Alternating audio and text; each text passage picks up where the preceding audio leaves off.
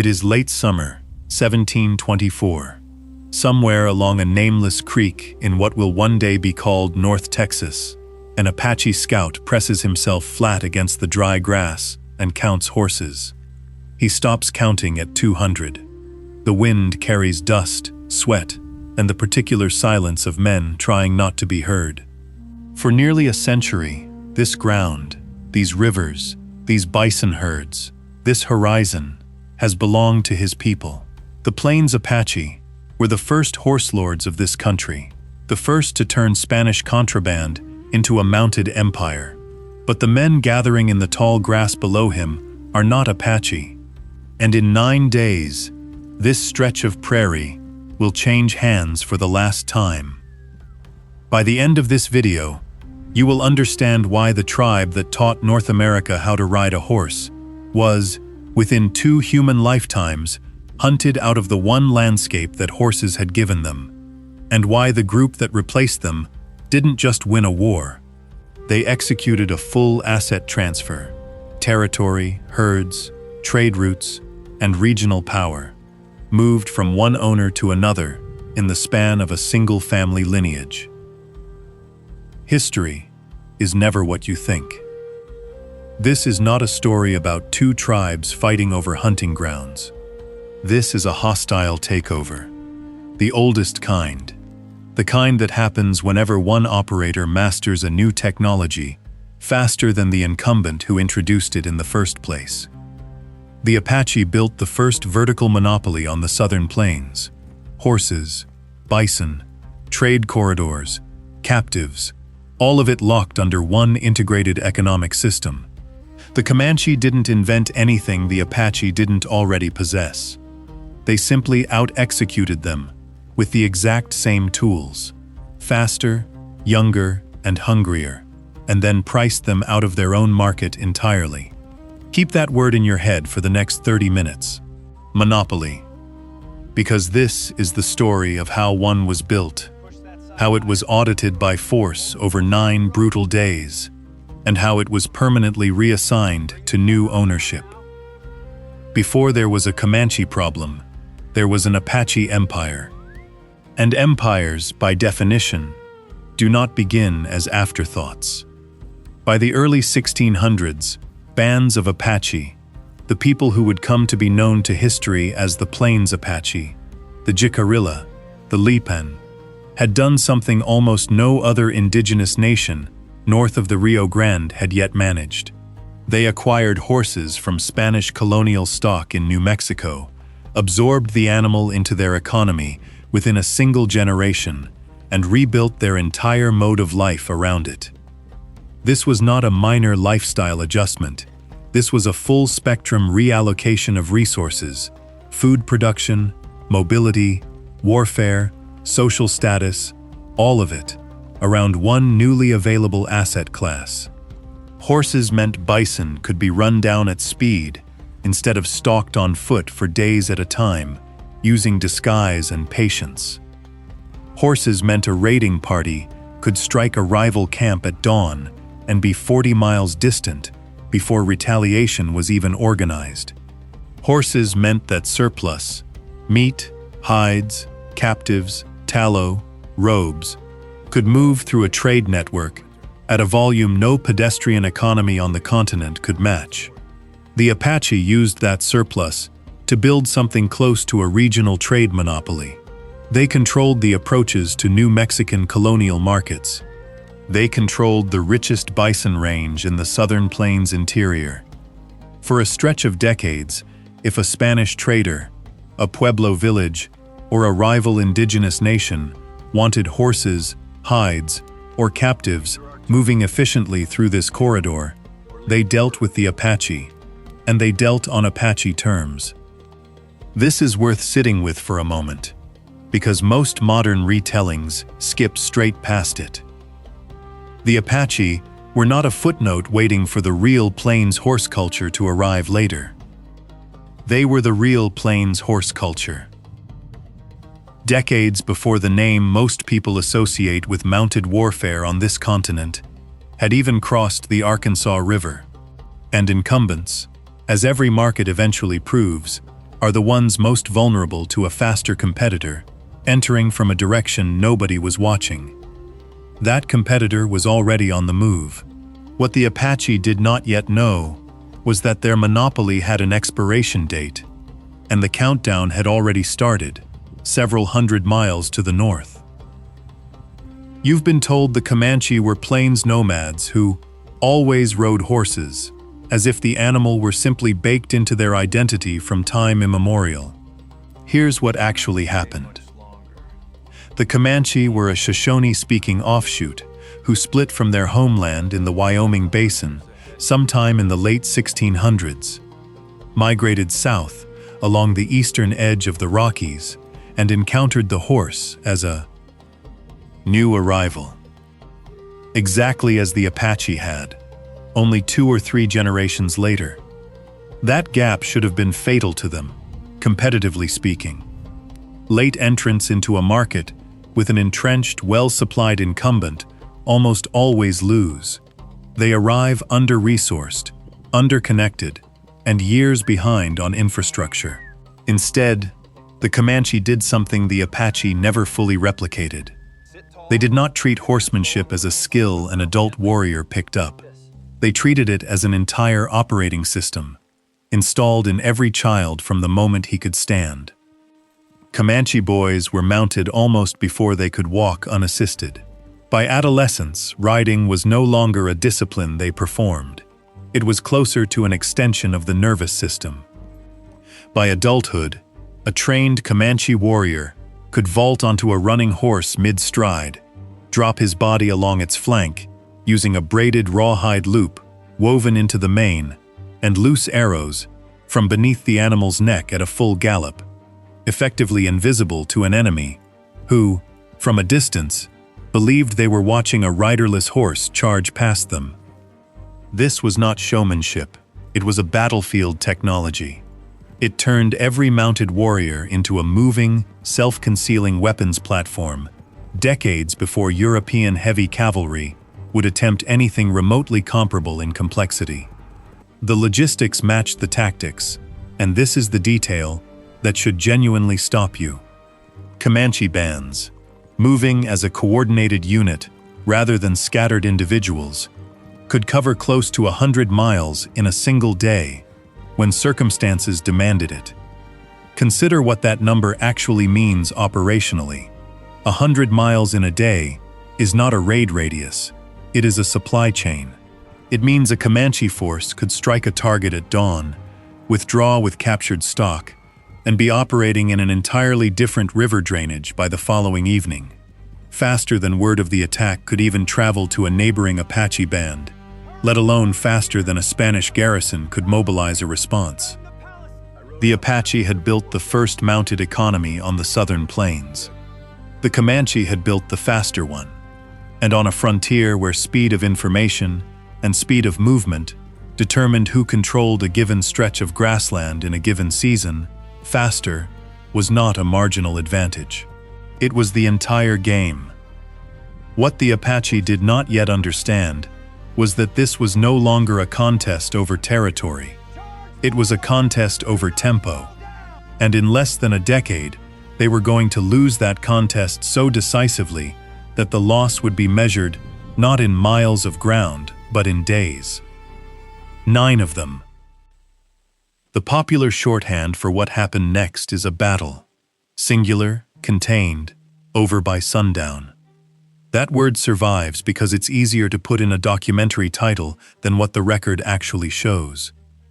By 1724, tension along the Apache-Comanche frontier, in what is now north-central Texas, had stopped being a pattern of isolated skirmishes.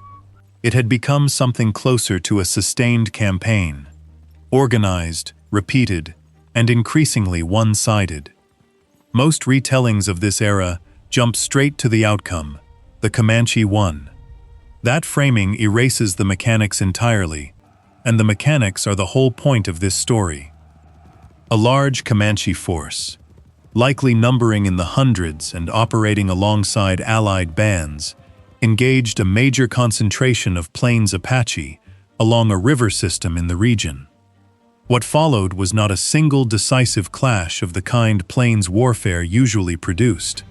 It was a siege-style, running engagement that stretched across 9 consecutive days. 9 days is worth sitting with, because most plains conflict in this era resolved in hours. A dawn raid, a counter-raid, a negotiated withdrawal, before losses became catastrophic on either side. A 9-day engagement means something structurally different was taking place. It means sustained encirclement.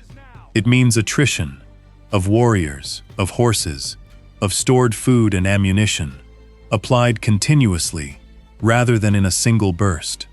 It means the objective was no longer simply to win a fight, but to methodically dismantle an entire military and economic capacity in one location until nothing usable remained.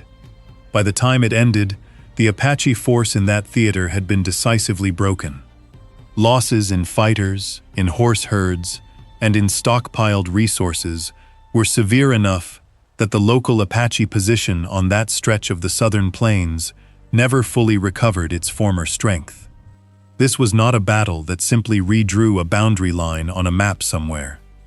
This was an audit, a violent, involuntary, line-by-line accounting of exactly how much military and economic capacity the Apache actually had left in this theater, conducted at gunpoint, or more precisely, at bow point, by the one force capable of proving that the old number no longer applied. But then something happened that the Apache had not budgeted for at all. The 9-day battle was not the conclusion of this campaign. It was the opening entry in a ledger, and every subsequent line, for the next 3 decades, was about to be written in the Comanche's favor. It's tempting to treat a defeat this size as self-explanatory. One catastrophic loss, a shattered force, the rest is inevitable decline. That reading skips the mechanism that actually did the work. To understand why this campaign did not stop after 1724, why a single, catastrophic defeat did not simply reset the balance of power back to a manageable rivalry, you need to understand something about how the Comanche converted violence into growth. This is the part of the story most surface-level retellings leave out entirely, and it is arguably the single most important mechanism in the whole conflict. Every successful engagement generated 3 categories of seized asset: horses, material goods, and captives. Horses were the most obvious dividend. Each captured herd directly expanded the raiding capacity available for the next operation, in a self-reinforcing cycle that had no equivalent break built into it. But it is the third category, captives, that functioned as something closer to a demographic engine than a simple spoil of war. Captives, women, and especially children, taken from defeated Apache bands and rival groups alike, were frequently absorbed directly into Comanche kinship networks rather than simply held or traded outward. Adopted children in particular were raised within Comanche households, trained in Comanche horsemanship from the same early age as any other child in the band, and integrated as full members of the community by adulthood. You need to sit with what this actually means demographically. A population that can convert a percentage of its defeated rival's own children into its next generation of warriors is not merely winning individual battles. It is running a compounding growth mechanism that gets stronger with every conflict, while the population on the losing end of that exchange gets weaker on 2 axes simultaneously: fewer warriors today and fewer children to become warriors tomorrow. Call it what an analyst studying this kind of system would call it: a biological ledger, running a permanent surplus for one side of the conflict and a permanent deficit for the other. This is not a detail. This is the reason a single defeat in 1724 metastasized into a 3-decade collapse, instead of stabilizing into an uneasy equilibrium, the way most plains rivalries eventually did. The Comanche were not simply winning more fights than they lost. They were structurally incapable of losing the war in the long run, because every fight, win or lose, fed the mechanism that produced the next generation of fighters. The Apache, meanwhile, were bleeding on both sides of that same ledger, with no comparable engine to offset the loss. With no internal mechanism left to close that gap, they would spend the next decade looking for one on the outside, and find a willing lender in the one European power, with the most to lose from staying neutral. You've been told European colonial powers were the primary force reshaping indigenous territory on this frontier in the 18th century. Here's what actually happened on this particular stretch of ground. Spain tried to intervene directly on the Apaches' behalf, and the intervention did not work. By the 1730s and 1740s, Spanish colonial authorities in New Mexico and Texas had an obvious strategic interest in propping up the Apache as a buffer state. A stable, allied Apache population absorbed frontier pressure that would otherwise land directly on Spanish missions, presidios, and settlements further south. Spain offered limited military escort, diplomatic engagement, and, critically, the establishment of formal missions intended to concentrate, protect, and eventually Christianize allied Apache bands under direct Spanish oversight. The clearest expression of this policy was a mission built specifically for that purpose. Santa Cruz de San Sabá, established in 1757 in Texas Hill Country, intended as a fortified sanctuary for Lipan Apache bands seeking protection from exactly the kind of pressure described in the last 3 sections of this video. On paper, it was a reasonable strategy. A fortified position, Spanish soldiers, an alliance with a colonial military power that had cannons, muskets, and supply lines the Comanche did not. In practice, it was about to become one of the clearest demonstrations on the entire continent of how badly a 19th century-style fortification could fail against an opponent who had already proven, 3 decades earlier, that it could sustain a 9-day siege and move 100 miles in a single day.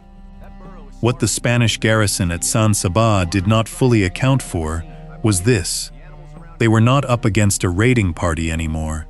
They were up against an economic and military system that had spent 30 years converting every prior engagement into more horses, more warriors, and more reach. And in March of 1758, that system arrived at their gate. It is the morning of March 16th, 1758. Frost is still burning off the low ground around the mission of Santa Cruz de San Sabá. Inside the compound, Franciscan missionaries move through the routine of an ordinary day.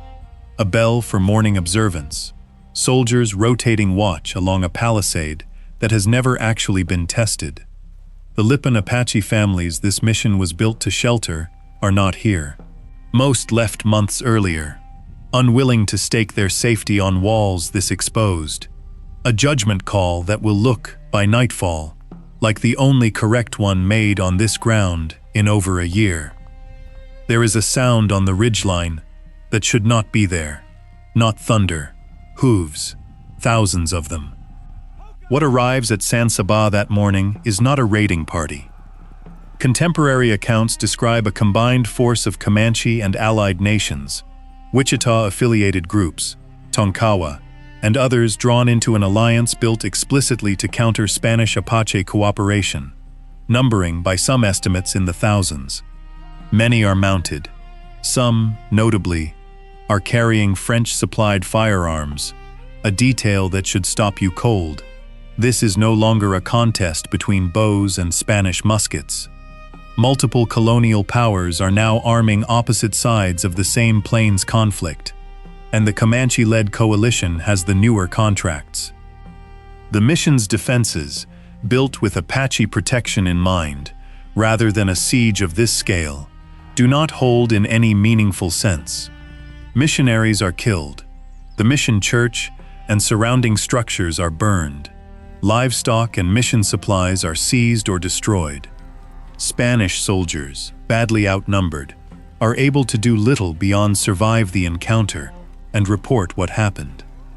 By the time smoke stops rising from San Sabá, the entire premise of Spain's Apache protection policy on this frontier has been proven false in a single morning. This was the payoff the Comanche-led coalition had been building toward for 3 decades. Whether or not any single warrior present that day thought of it in those terms. It was not simply a mission destroyed. It was the final, unambiguous public demonstration that Spanish colonial military backing, cannons, muskets, fortification, everything the Apache had been counting on as a hedge against Comanche pressure, could not offset the compounding advantage the Comanche-led coalition had spent 30 years building. The Apache did not lose a mission that day. They lost their last viable insurance policy. What remained after San Sabá was no longer a contested frontier with 2 sides negotiating from strength. It was a single administrative question: how quickly the transfer of territory already decided in practice would be finalized in fact. It's easy to treat San Sabá as the finale, the set piece where the outcome becomes obvious and everything after is just mop-up. The archival record doesn't support that shortcut. By the years following San Sabá, what had begun as a series of individual engagements in the 1720s had become something closer to a systematic clearing of the southern plains. The pattern repeated across region after region through the 1750s and 1760s. Comanche and allied bands pressured Apache groups out of prime bison range, out of established campsites along dependable water sources, out of the trade corridors that had made the earlier Apache monopoly profitable in the first place. Each defeat did not just cost the Apache warriors and horses in the moment. It cost them structural access to the exact resource base that had made their economy function at all.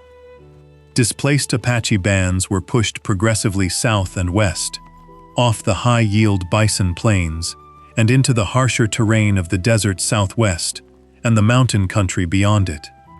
This was not a lateral relocation. Desert and mountain terrain could not support comparable horse herds, could not sustain the same bison economy, could not carry the same trade volume the plains interior had once offered. The displacement was, in the most literal economic sense available, a permanent downgrade in the value of the territory the Apache now controlled. By roughly the 1750s and into the 1760s, the core of the old Apache Plains monopoly, the bison range, the water systems, the trade routes that had once run through Apache-controlled ground, belonged to the Comanche and their allies instead. The Comanche had not simply won a war, they had completed a full asset transfer. Territory, herds, trade relationships, and regional leverage moved from one operator to another over the course of roughly 2 generations. Consider what that timeline actually represents. The Apache had needed the better part of a century to build their plains monopoly from nothing. The Comanche dismantled it and rebuilt it under new ownership in less time than it takes a single family lineage to pass from grandfather to grandson. The clean version of this story ends with a scoreboard. Comanche win, Apache lose. That's not false. It's just too small a frame for what the numbers actually settled into over the following century. By the time European-American expansion reached the southern plains in force in the 19th century, the region's dominant indigenous power was not the Apache. It was the Comanche, controlling a vast territory that later historians would come to call Comanchería, a mounted empire built directly on top of the ground the Apache had once monopolized, and running on the same compounding engine of raid, resupply, and captive integration that had powered its rise 100 years earlier. The Apache did not disappear. Bands like the Lipan, the Jicarilla, and the Mescalero persisted, adapted, and rebuilt in the harder country they had been pushed into. The deserts and mountains of the Southwest, terrain that would go on to produce its own formidable, prolonged resistance to colonial and later American expansion for well over another century. This is not a story that ends in erasure. It is a story that ends in relocation, under duress, to a permanently worse balance sheet. But the specific empire, the Plains Apache bison and horse monopoly of the 1600s, the system that first turned Spanish contraband into a regional trade network, did not survive the Comanches' arrival.